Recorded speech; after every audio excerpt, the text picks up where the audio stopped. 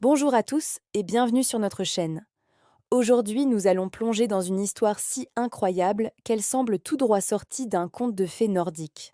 C'est l'histoire de Talen Gorsvik, un nom que vous n'avez probablement jamais entendu, et pourtant, son œuvre défie tout ce que nous connaissons de l'art de la construction navale. Imaginez un instant les fjords brumeux de la Norvège à la fin du XVIIe siècle. C'est là que naît Talen Gorsvik en 759. Fils d'un simple pêcheur, rien ne le destinait à marquer l'histoire. Il apprend très jeune le travail du bois, pas dans une école prestigieuse, mais sur les quais, en réparant les coques abîmées par les tempêtes de la mer du Nord.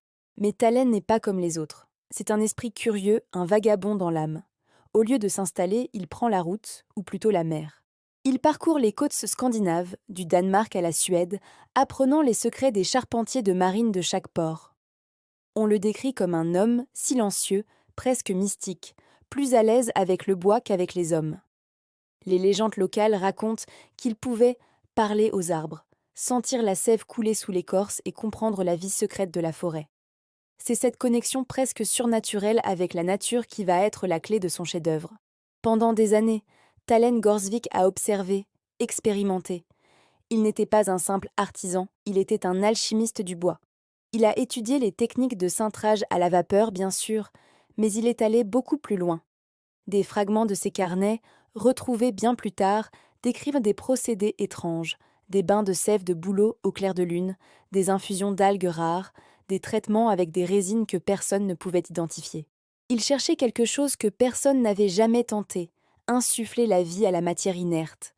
Son objectif était fou, obsessionnel, construire un navire qui ne serait pas juste un assemblage de planches, mais un organisme vivant. Un navire qui pourrait sentir la mer, s'adapter aux vagues et respirer avec l'océan. Après des décennies de voyages et d'expériences secrètes, Talen, alors âgé d'une cinquantaine d'années, s'installe dans une crique isolée, loin des regards indiscrets, pour commencer la construction de son navire ultime. Ce navire, il l'a baptisé le Hjartaskip, ce qui signifie le navire-cœur en vieux norrois. Et ce nom était littéral. Car le fait le plus incroyable, le secret au cœur de sa création, était sa carène. Talen Gorsvik avait réussi à créer une carène vivante. Comment? Les détails précis sont perdus dans la légende, mais ses écrits suggèrent un processus long et complexe. Il aurait sélectionné des chênes et des pins selon des critères que lui seul connaissait, les traitant pendant des mois avec ses décoctions mystérieuses. Le bois, une fois assemblé, n'était pas mort. Il conservait une sorte de mémoire cellulaire, une flexibilité organique. Des rares témoins qui ont pu approcher le Hjartaskip ont décrit une expérience troublante. En posant la main sur la coque, on pouvait sentir une pulsation lente, régulière, douce, comme le battement d'un cœur immense et endormi. Ce n'était pas une vibration mécanique, mais quelque chose de plus profond, de plus vivant. Mais ce n'est pas tout. Le navire ne se contentait pas de battre. Il réagissait à son environnement. Par temps calme, sous un ciel bleu, la pulsation était à peine perceptible. Le navire glissait sur l'eau dans un silence presque total. Mais à l'approche d'une tempête, le rythme s'accélérait.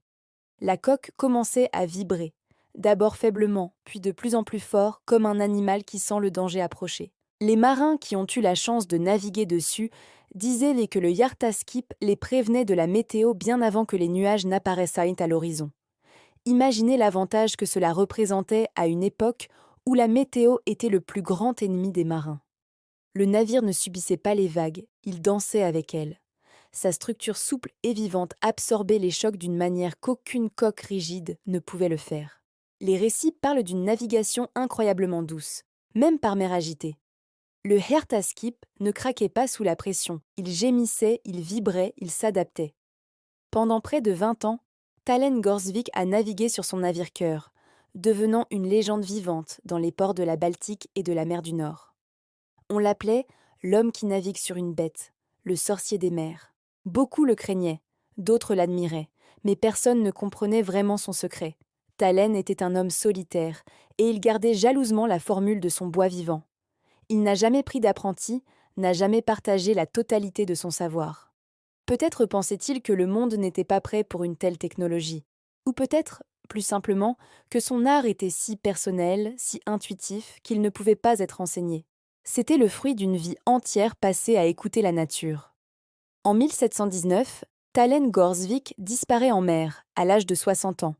On n'a jamais retrouvé ni son corps, ni l'épave du Yartaskip. A-t-il été pris dans une tempête que même son navire n'a pas pu surmonter?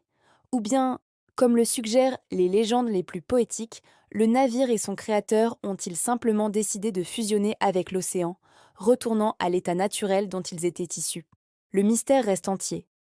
Le secret de la carène vivante est mort avec Talen. Ces carnets ne contiennent que des bribes, des indices, mais pas la recette complète. Des générations de charpentiers ont essayé de reproduire son exploit, sans jamais y parvenir. La science moderne elle-même a du mal à expliquer comment un tel phénomène aurait pu être possible. S'agissait-il d'un traitement chimique inconnu, d'une sorte de symbiose biologique avec des micro-organismes, ou de quelque chose qui dépasse notre entendement? L'histoire de Talen Gorsvik et du Yartaskip nous rappelle que le passé recèle encore des mystères incroyables. Elle nous montre un homme qui a repoussé les limites de son art, non pas avec la technologie, mais avec une compréhension profonde et respectueuse de la nature. C'est l'histoire d'un rêve fou, celui de construire plus qu'un objet, de créer un compagnon de voyage, un être vivant fait de bois et de vagues. Aujourd'hui, le nom de Talen Gorsvik est presque oublié, murmuré seulement dans quelques contes de pêcheurs scandinaves. Mais son héritage est immense. Il nous invite à regarder la nature différemment, non pas comme une ressource à exploiter, mais comme une source d'inspiration infinie. Et qui sait, peut-être qu'un jour, quelque part, un autre esprit visionnaire retrouvera le secret du navire-cœur. Merci d'avoir regardé cette vidéo. Si cette histoire incroyable vous a fasciné, n'hésitez pas à laisser un pouce bleu et à vous abonner pour ne pas manquer nos prochaines explorations de mystères oubliés. Dites-nous en commentaire ce que vous pensez de cette légende. À très bientôt.